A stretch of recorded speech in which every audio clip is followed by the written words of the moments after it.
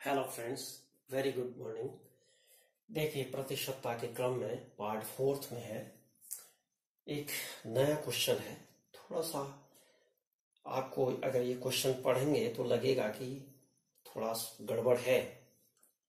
कहने का मतलब थोड़ा ट्रिकी है, बहुत आसान नहीं है। लेकिन ये क्वेश्चन कितने आसानी से बनता है, इस क्वेश्चन को जरा ध्यान से देखिएगा आप।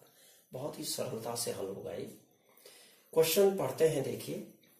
किसी कारणवश संतरों के मूल्य में 20% की कमी हो जाने से कोई मनुष्य 10 रुपये के 48 संतरे अधिक खरीद सकता है।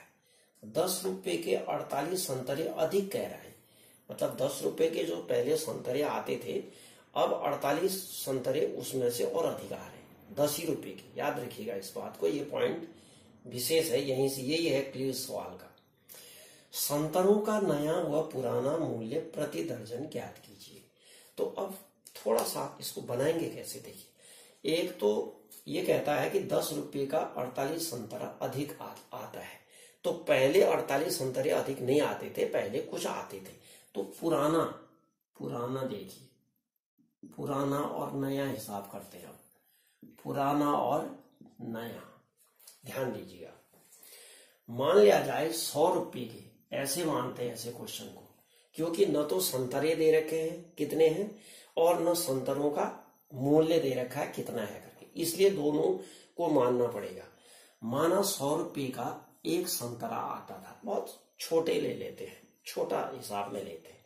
100 रुपये के एक संतरा आता था, पहले थोड़ी देर के लिए एक संतरा हमने कल्पना कर ली है, मान लिया इसको। माना 100 रुपये का एक संतरा आता था, लेकिन अब जो है 20% की कमी हो गई। तो 100 रुपये की जगह अब कितना रुपया हो गया, 80 रुपया हो गया। 20% कम का मतलब 100 में से 20 कम हो गया। तो अब 80 रुपये का एक संतरा आ रहा है, ध्यान रखिएगा। 80 रुपये का एक संतरा, ये रुपया है, ये याद रखिए। 100 रुपये का एक संतरा, कहने में थोड़ा टाइम लगेगा, लेकिन जब बनाएंगे फटाफट हो जाएगा। ये देखिए, 100 रुपये का पहले एक संतरा आ रहा था, अब 80 रुपये का एक संतरा आ रहा है। तो ये देखना है कि अब अंतर कह रहा है, 48 संतरे अधिक खरीद सकता है उसी कीमत पर। यानी 100 रुपये में पहले एक खरीदता था, अब 80 में एक खरीदता है। तो अब 100 रुपये में कितने खरीद सकता है वो, 48 अधिक खरीदता। तो 100 का ही निकालेंगे, यहां पर निकालो 100 में। 100 रुपये में कितने संतरे खरीदेगा, तो 100 रुपये में कितने खरीदेगा, 100 रुपये में खरीदेगा 100 गुणा 1/80। याद रखिएगा, एक के लिए 1/80 हुआ, 100 के लिए 100 से गुणा कर दिया। 100 गुणा 1/80 बराबर ये आ गया 5/4। 20 से 20 पंचे 100 और 20 चौके 80। तो इतने संतरे जो है, ध्यान दीजिएगा, 100 रुपये के अब इतने संतरे खरीद सकता है। कहने का मतलब एक पूरा संतरा, एक सवा संतरे खरीद सकता है। पहले 100 रुपये के कितना खरीद पाता था, एक ही खरीद पाता था। याद रखिए। अब आगे बढ़ जाए सवाल में। तो अंतर कितना आ गया, देखो। अब 100 रुपये में अंतर कितना आ गया, अंतर आ गया संतरों में। पहले एक खरीदता था, अब 5/4 खरीदता है। 100 रुपये में ही हिसाब हो रहा है, इसी में करेंगे हम हिसाब, ध्यान रखिएगा। 5/4 ऋण 1 बराबर कितना है, 1/4 संतरे। 1/4 संतरों का अंतर आ गया भाई, अंतर इतने संतरों का आ गया। अब ये जो अंतर है, ध्यान दीजिएगा, ये 10 रुपये में 48 संतरे अधिक खरीद सकता है, अर्थात ये जो अंतर है वो 48 संतरों का है। यहीं से क्वेश्चन को पकड़ना है। 1/4 संतरे, अब करो, 1/4 संतरे बराबर, संतरे लिख दो इसको, बराबर 48 है। तो अब संतरे कितने माने थे हमने, एक माना था। याद रखिएगा, एक संतरा कितने के बराबर, ये सब काल्पनिक है, ये काल्पनिक, ये वास्तविक संख्या है। 48 संतरे उसने दिया है। तो 48 1/4 संतरे 48 के हैं, तो एक संतरा कितना 48/1/4 बराबर 48 गुणा 4/1 बराबर 192। ये आ गए, ये संतरे बराबर 48 संतरों के हैं। ध्यान रखिए ये वास्तविक संख्या है, ये संतरे वास्तविक है और ये वास्तविक संख्या आ गई 192। 192 वास्तविक संख्या आ गई, बस बन गया काम। अब ये 192 संतरे ध्यान दीजिएगा, 10 रुपये के अब जो है 20% कम होने से ये सब क्रिया करने के बाद जो है 10 रुपये के 48 संतरे अधिक खरीद सकता है। अर्थात पहले 10 रुपये के कितने खरीदता था, पहले 10 रुपये के कितने खरीदता था 192, क्योंकि संतरे आ गए। संतरे कुल थे 100, संतरा एक नहीं था बल्कि कितना था, ये तो कल्पना थी हमारी। संतरे 192 थे, 192 संतरे थे। तो अब हम क्या करेंगे, 192 संतरे थे और ये संतरे कितने के खरीदता था वो, पहले पूर्व में लिखो, पूर्व में खरीदता था 10 रुपये के 192 संतरे। अब इसको उल्टा लिखेंगे, दर्जन में निकालना है। 192 संतरे, संतरों का मूल्य कितना था भाई 10 रुपया। ध्यान दीजिएगा, अब 12 संतरों का मूल्य कितना हुआ, क्योंकि दर्जन में निकालो कह रहा हूं, प्रति दर्जन 12 गुणा 10 बट्टे कितना 192 बराबर, इसको काट दें तो 12 एकम 12 7 12 छक 72, 12 एकम 12 12 छक 16 आएगा इधर, सॉरी 12 छक 72, 10 बट्टे 16 अर्थात 5/8, 5/8 रुपया आ गया 12 दर्जन 12 संतरों का मूल्य। तो रेट क्या आ गया इनका, रेट आ गया 5/8 रुपया प्रति दर्जन। ये प्रति दर्जन आ गया संतरे। ये तो पूर्व का है। अब नया वाला देखिए, नया वाला नया रेट क्या आ गया, 10 रुपये के अब कितने खरीद सकता है वो, अब 10 रुपये के खरीद सकता है वो कितने, 48 अधिक खरीदता है ना। देखो 10 रुपये के वह आदमी अब 48 अधिक खरीद सकता है। तो नए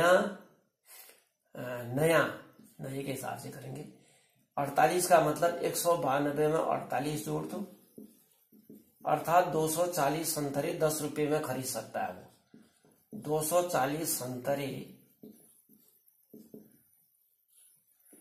बराबर कितने के हैं भाई, 240 संतरे 10 रुपये के हैं।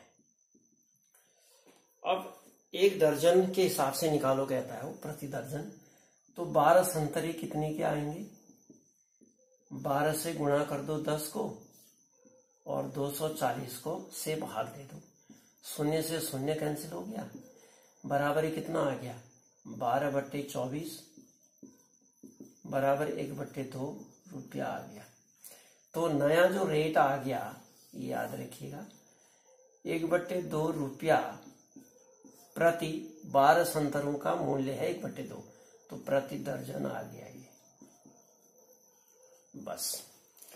तो पुराना जो रेट है वो 5/8 रुपया प्रति दर्जन और नया वाला है 1/2 रुपया प्रति दर्जन। तो देखिए क्वेश्चन था तो ट्रिकी, लेकिन समझने से, इसको बार बार अभ्यास करेंगे इस तरह के क्वेश्चंस का, तो ये बहुत आसान हो जाएगा।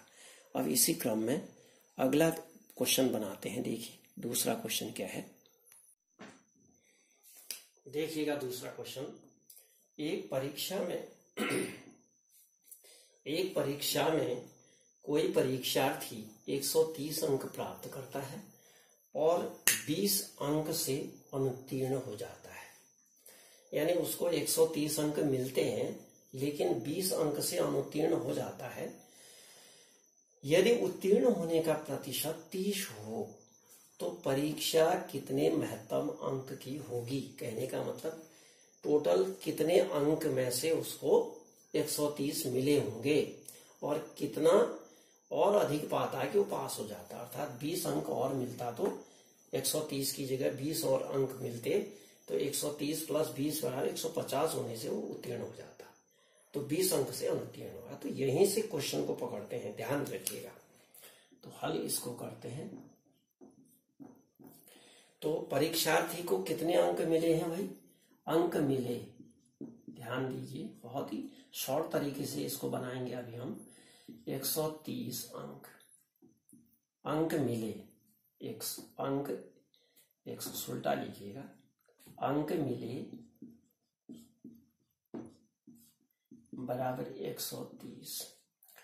पास कितने में होता भाई? पास होने के लिए अंक कितने चाहिए?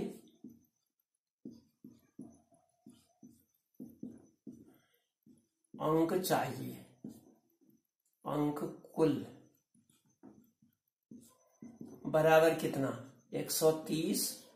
20 अंक से अनुत्तीर्ण हुआ ना, 20 अंक से अनुत्तीर्ण का मतलब 20 अंक कम आए, अर्थात 150 अंक आने चाहिए थे उसके। कितने आने चाहिए थे? 150 अंक। और यही जो 150 अंक है ये उत्तीर्ण अंक है, लेकिन यहां पर ये प्रतिशत में दे रखा है, ध्यान रखिएगा, ये प्रतिशत में दे रखा है। तो अब ये वास्तविक अंक जो है प्रतिशत के बराबर क्या करें? 30% प्रश्न के अनुसार, प्रश्नानुसार। इसको हम लंबा बना रहे हैं लेकिन शॉर्ट में बनाएंगे, आप अभी बताता हूं कैसे ट्रिक से बनाते हैं। प्रश्नानुसार 100 यानी 30%, प्रश्नानुसार 30% बराबर 150। अब परीक्षा कितने परसेंट की होगी? टोटल 100% की होगी। तो 100% की जो परीक्षा होगी टोटल अंक आ जाएंगे, महत्तम अंक निकल आएंगे। तो 100% में से 100 से मल्टीप्लाई कर दो 150 को और 30 से भाग दे दो। इससे ये कटा, इससे ये 5 बार कटा, 500 अंक की हो गई परीक्षा। तो महत्तम अंक कितने आ गए? 500। ठीक आ गया। इसका अगर ट्रिक जैसे एग्जाम में करेंगे तो फटाफट कैसे करते हैं, यहां से पकड़ेंगे। 130 अंक प्राप्त करता है, 20 अंक से अनुत्तीर्ण होता है। 130 धन 20 बराबर 150 अंक आ गए। 150 अंक क्या है? उत्तीर्णांक है, और उत्तीर्णांक परसेंट कितना है? 30 है। 30% बराबर ये, तो 100% टोटल परीक्षा 100% की होगी। तो 100 गुणा 150%, से परसेंट कट गया, ध्यान रखिएगा। ये 30 बराबर 0 से 0 कटा, 3 से 5 बार कटा, ये 500 आ गया।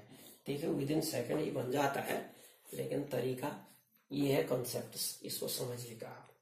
तो ये जो क्वेश्चन है, 2 क्वेश्चन देखिएगा, इनको इसी क्रम में फिर कल आगे बढ़ेंगे। प्लीज इसको लाइक शेयर करिएगा, और मेरे चैनल को सब्सक्राइब नहीं किया तो सब्सक्राइब कर दीजिएगा, बेल आइकन दबाइएगा। ये परसेंट के सारे क्वेश्चन जो हैं इसमें बताए जाएंगे, ताकि आपको नोटिफिकेशन में जितने भी क्वेश्चन हो सब प्राप्त हो जाए। Thank you very much.